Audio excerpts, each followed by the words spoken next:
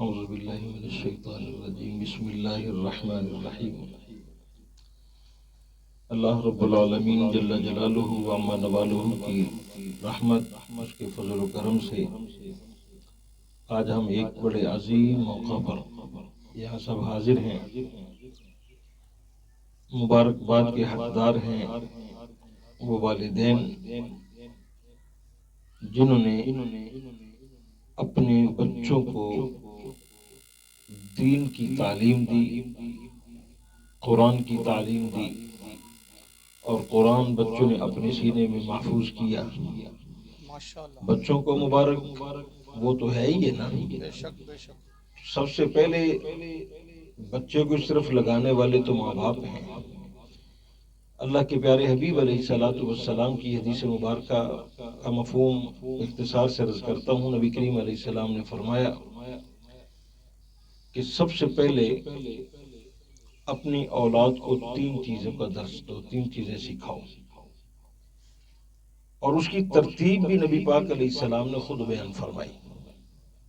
اور وہ تین چیزیں کیا ہیں اور ترتیب کیا ہے؟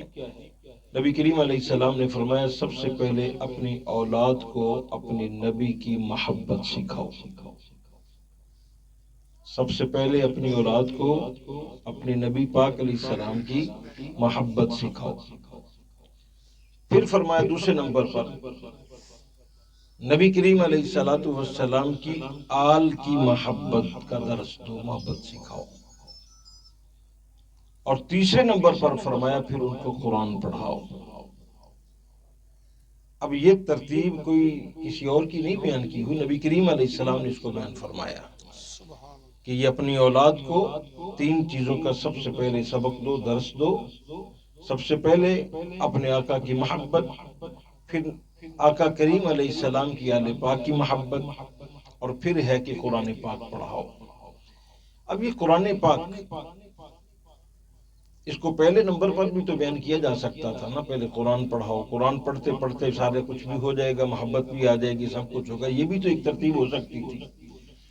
لیکن اس کی جو بات سمجھ آتی ہے نا، ہمارے بزرگوں نے جس بات کو سمجھایا ہے، فرماتے ہیں سرکار قرآن کے صاحب ہیں۔ اگر نبی پاک علیہ السلام اس دنیا میں تشریف نہ لاتے تو قرآن ہمیں ملتا، ہم ہی نہ ہوتے، کچھ بھی نہ ہوتا۔ یہ سب کچھ بنا ہے سرکار کے صدقے سے۔ نبی کریم علیہ السلام اگر اس دنیا میں نہ آتے تو کائنات میں کچھ ہوتا ہی نہ، کچھ بھی نہیں ہونا تھا۔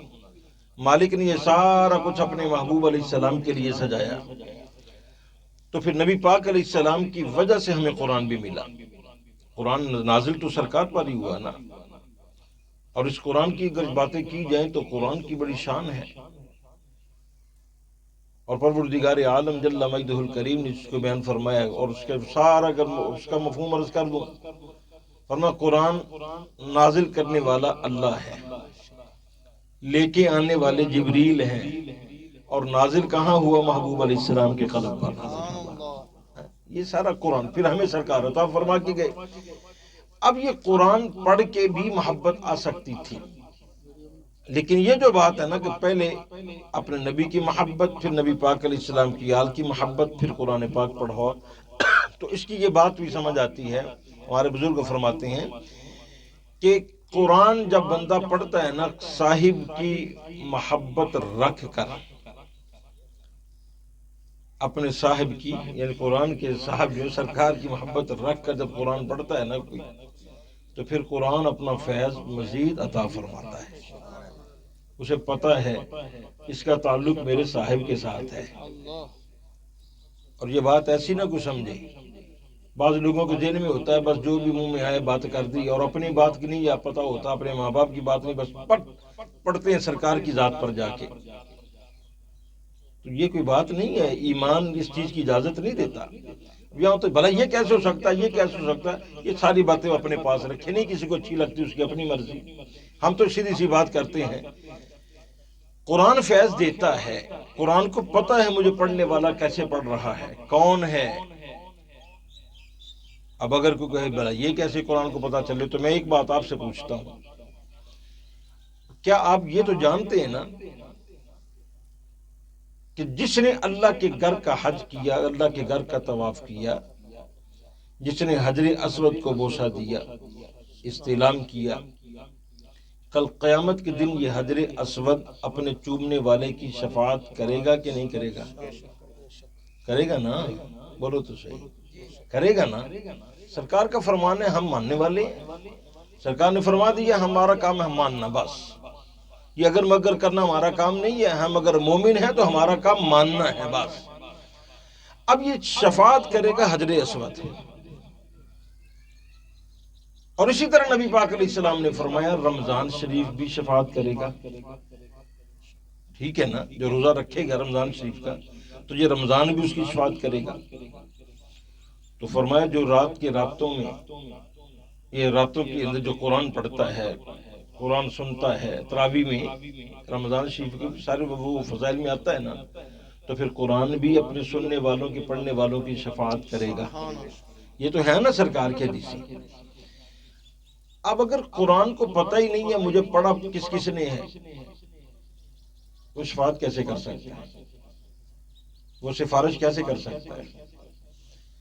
حضرت اسود کو پتہ ہی نہیں ہے کہ مجھے چوما کس کس نے ہے، وہ جانتے ہی کچھ نہیں ہے، تو سفارش کیسے کرے گا؟ یا اللہ اس نے مجھے چوما۔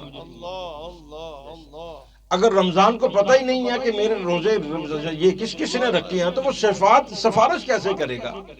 اور سرکار کی احادیث میں یہ بات سمجھ آتی ہے، یہ ماننا پڑے گا، قرآن بھی جانتا ہے، رمضان بھی جانتا ہے، حجر اسود بھی جانتا ہے، وہ شفاعت ابھی تو کریں گے نا۔ اب یہ تو بات سرکار کی حدیث پاک سے ہمیں معلوم ہے کہ قرآن شفاعت کرے گا، تو قرآن جب شفاعت کرے گا تو یہ بھی ماننا پڑے گا قرآن جانتا ہے مجھے پڑھنے والا کون ہے، اور پھر جب قرآن یہ جانتا ہے مجھے پڑھنے والا کون ہے، تو قرآن یہ نہیں جانتا یہ مجھے پڑھ رہا ہے تو کس محبت سے پڑھ رہا ہے، کیا اس بات کا اس کو علم نہیں ہے؟ قرآن کو قرآن جانتا ہے۔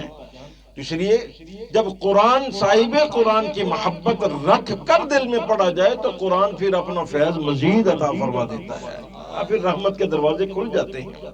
اس لیے بھی سب سے پہلے اپنے نبی کی محبت، پھر نبی پاک علیہ السلام کی آل کی محبت، اور پھر سرکار نے فرمایا ان کو قرآن بھی پڑھاؤ۔ یہ ساری چیزیں، بچہ چھوٹا سا ہوتا ہے نا، اب چھوٹے سے بچے کو شروع کروا دیا جاتا ہے کیا پہلے، اچھا ایک میں یہاں بات عرض کر دوں، کہا جاتا ہے نا پڑھا جاتا ہے پڑھو بیٹا پڑھو لا الہ، تو یہ اتنا نہیں پڑھانا چاہیے بچے کو۔ بچے کو جب بھی چھوٹے کو پڑھاؤ نا، ماں باپ کو شوق ہوتا ہے ہمارا بچہ پڑھے، تو پھر یہ پوچھتے ہیں لا الہ پڑھ لیے، ایسے نہیں صرف کہنا، جب بھی بچے کو پڑھاؤ تو اس کو کہو بیٹا پڑھو لا الہ الا اللہ، اتنا جملہ۔ اگر اتنا صرف پڑھائیں گے تو وہ درست نہیں ہے اتنا جملہ۔ اس کا مطلب کیا ہے؟ وہ تو نفی ہوگی کہ خدا ہے ہی کوئی نہیں، الہ ہے ہی کوئی نہیں، نفی بھی ہے اس بات بھی ہے، تو اس لیے ساتھ یہ کہنا ہاں جھوٹا خدا نا، جھوٹے جتنے بنتے پھرتے ہیں جو کچھ بھی ہے جو کچھ بھی ہے، میں لا الہ، اس کا مطلب کیا ہے؟ اگیا الا اللہ، یعنی اللہ کے سوا کوئی سچا معبود نہیں ہے، اللہ کے علاوہ کوئی سچا الہ نہیں ہے، تو الہ تو اللہ ہی ہے نا۔ اس لیے بچوں کو یہ لا الہ صرف نہیں پڑھانا، جب بھی پڑھائے تو لا الہ الا اللہ، بیٹا پڑھو لا الہ الا اللہ۔ تو اگر کسی کو یہ ہوگا بھی بچہ یہ پورا جملہ نہیں پڑھ سکتا تو پھر کو ویسے اس کو سکھاؤ پڑھو اللہ اللہ اللہ، تو اس کو یہ سکھاؤ، صرف لا الہ نہیں ہے کہ اللہ کہنا لا الہ الا اللہ، کیونکہ یہ کہنا لا الہ کوئی معبود نہیں الا اللہ مگر اللہ، یعنی اللہ کے سوا کوئی عبادت کے لائق نہیں، اس لیے یہ سارا جملہ یہ پڑھنا ہے، پڑھانا بچے کو بھی۔ تو اس لیے بہرحال قرآن جب بچہ پڑھتا ہے نا تو قرآن کو پتہ ہے کہ مجھے پڑھنے والا کس انداز سے پڑھتا ہے اور کس محبت سے پڑھتا ہے۔ اور پھر نبی کریم علیہ الصلوۃ والسلام نے یہ قرآن پڑھنے کی جو فضیلتیں بیان فرمائی، اور ایک مقام پہ یہ بھی ہے قرآن کو صرف پڑھنا نہیں ہے، اس کو سمجھنے کی کوشش بھی کرنی ہے، پھر جب سمجھ آئے تو پھر اس پر عمل کی کوشش بھی کرنی ہے۔ اللہ کے حبیب علیہ السلام کے ارشاد گرامی کے ہم فرمایا کہ 100 رکعت نفل پڑھنا ایک طرف، قرآن کی ایک آیت کا مفہوم سمجھ لینا ایک طرف، کتنا بڑا اجر ہے، کتنا ثواب ہے۔ اور پھر وہ کئی مرتبہ آپ نے حدیث مبارکہ سنی، فرمایا جس نے قرآن پڑھا، دین پڑھا، اس کو قرآن کو سمجھا، پھر اس پر عمل کیا، اللہ قرآن پڑھ کے عمل کرنے والے کے ماں باپ کو قیامت کے دن نور کا تاج عطا فرمائے گا۔ جو قرآن پڑھتا ہے، قرآن پڑھ کے اس پہ عمل کرتا ہے نا، قرآن کے حلال کو حلال سمجھا اور اس کے حرام کو حرام سمجھا، اس کی تعلیم لی، پھر اس پر عمل بھی کیا، اللہ اس کے ماں باپ کو قیامت کے دن نور کا تاج عطا فرمائے گا۔ کس کو ملے گا نور کا تاج؟ قرآن پڑھنے والے کے ماں باپ کو، یہ ماں باپ کو ملے گا، ماں کو بھی ملے گا، باپ کو بھی ملے گا نور کا تاج۔ اور وہ کیسا تاج ہوگا؟ فرمایا اس کی روشنی سورج کی روشنی سے زیادہ ہوگی۔ سورج کی روشنی میں تپش ہے، لیکن اس وقت سردی بھی ہے، لیکن پھر بھی زیادہ دیر اگر دھوپ صحیح نکلی ہو تو نہیں بیٹھا جاتا۔ سورج کی طرف زیادہ ہم دیکھ بھی نہیں سکتے، ذرا سا دیکھیں گے پھر کتنی دیر تک آنکھیں ملتے رہیں گے۔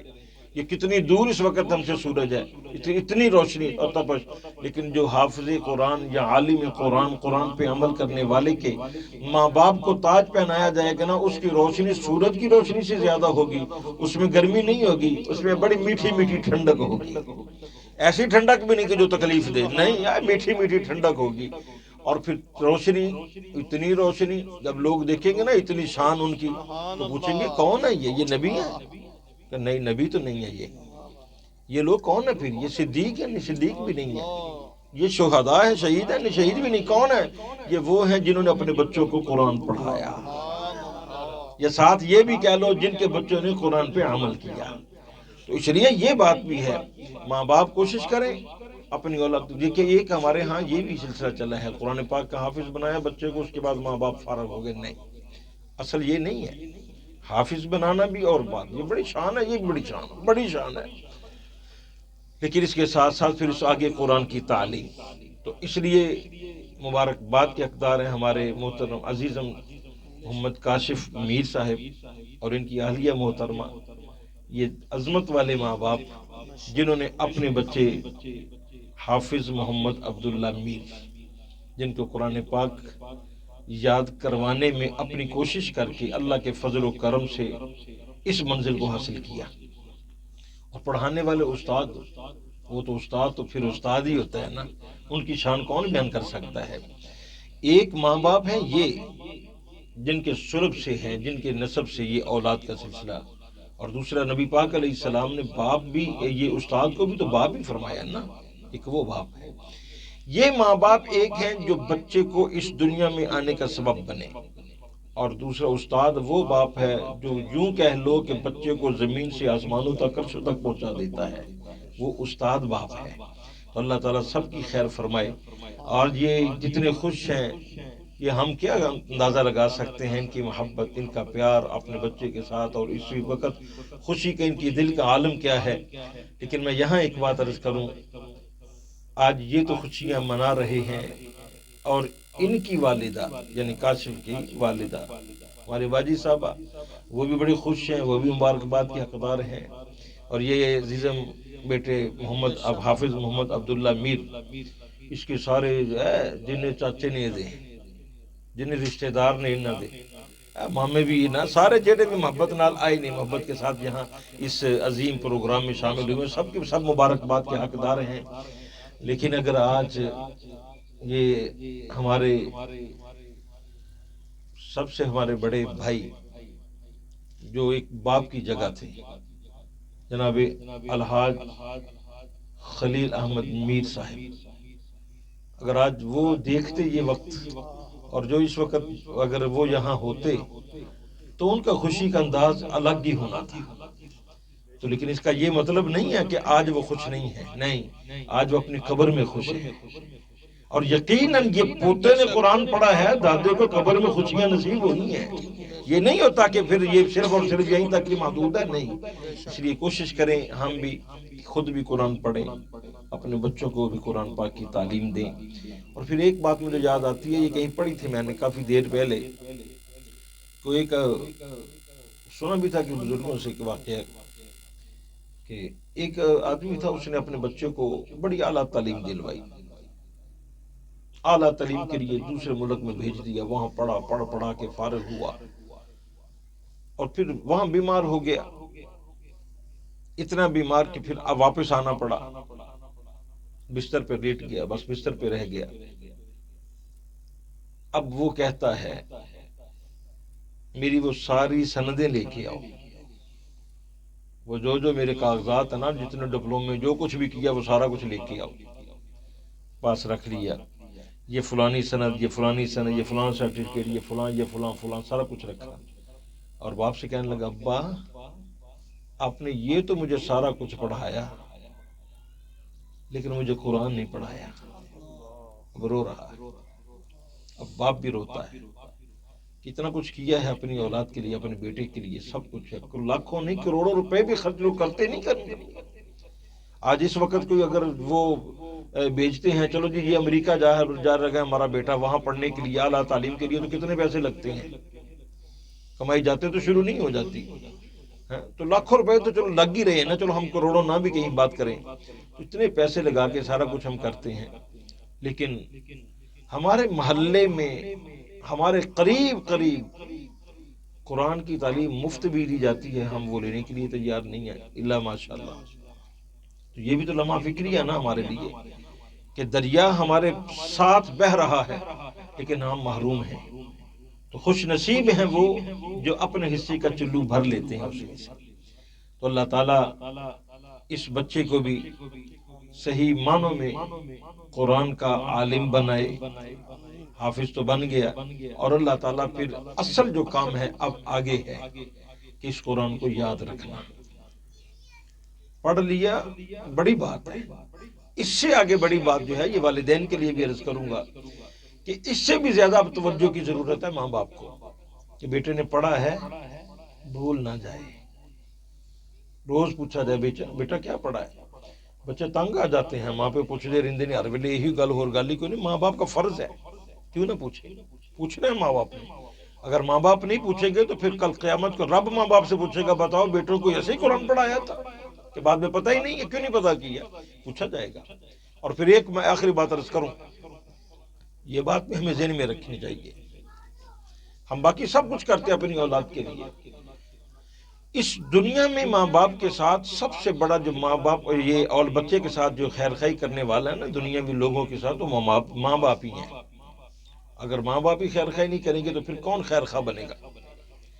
اور پھر کیا وہ مسئلہ تو وہی ہے، وہ بات جو میں عرض کرنے لگا ہوں، قیامت کا دن ہوگا، سرکار اسلام نے فرمایا ایک جوان آئے گا، باپ کو پکڑ لے گا، اللہ فرمائے گا تیرا باپ ہے تو نے اس کو پکڑا، یا اللہ اس لیے تو پکڑا ہے میرا باپ ہے۔ اچھا کیوں؟ حالانکہ مالک سب کو جانتا ہے، میرے باپ پر میرے دو حق ہیں، آج انصاف کا دن ہے، بدلے کا دن ہے، میں بھی وہ بدل لینا چاہتا ہوں، جو میرا حق ہے میرا حق مجھے دیا جائے۔ اللہ فرمائے گا ہاں بتا، وہ کہے گا دو حق ہے میرے باپ پر میرے، ایک تو یہ کہ میرے باپ نے مجھے حلال نہیں کھلایا۔ آج ہم کیا کرتے ہیں اولاد کے لیے؟ بس اولاد کا پورا کر دو، جیسے حرام ہے یا حلال ہے کوئی بھی تمیز ختم کر دی، کوئی بات نہیں، بچوں کے لیے، بچوں کے مستقبل، بچوں کے لیے یہ حلال و حرام کی تمیز ختم کرنے کا تو نہیں کہا گیا۔ یہی اولاد جس کے لیے آج حرام اور حلال کی تمیز ختم کر دیتا ہے، کل یہی اولاد باپ کا گریبان پکڑے گی، یہ کہے گی یا اللہ یہ حق ہے میرے باپ نے مجھے حلال نہیں کھلایا، اور دوسرا میرا حق ہے باپ پر کہ اس نے مجھے علم دین نہیں پڑھایا۔ لیکن آج ہم سب دیکھیں، اللہ مجھے بھی توفیق دے، آپ کو بھی توفیق دے، ہم دیکھیں کہ ہم اپنی اولاد کے لیے دنیاوی تعلیم کے ساتھ ساتھ دینی تعلیم کے لیے ہم کتنی کوشش کرتے ہیں۔ اللہ تعالی ہم سب کو یہ سعادت عطا فرمائے، اور پھر مبارکباد کے حقدار ہیں بھائی عزیزم محمد کاشف میر صاحب، ان کے سارے برادران، ان کی والدہ ماجدہ، ان کی اہلیہ محترمہ، اس بچے کے سارے رشتہ دار، محبت والے، پیار والے جو آئے ہیں، اللہ تعالیٰ سب کو اس کی برکتیں عطا فرمائے۔ پروردگار عالم جل مجدہ الکریم ہمیں بھی صحیح معنوں میں قرآن مجید کو پڑھنے کی، سمجھنے کی، پھر خاص طور پہ اس پہ عمل کرنے کی توفیق عطا فرمائے۔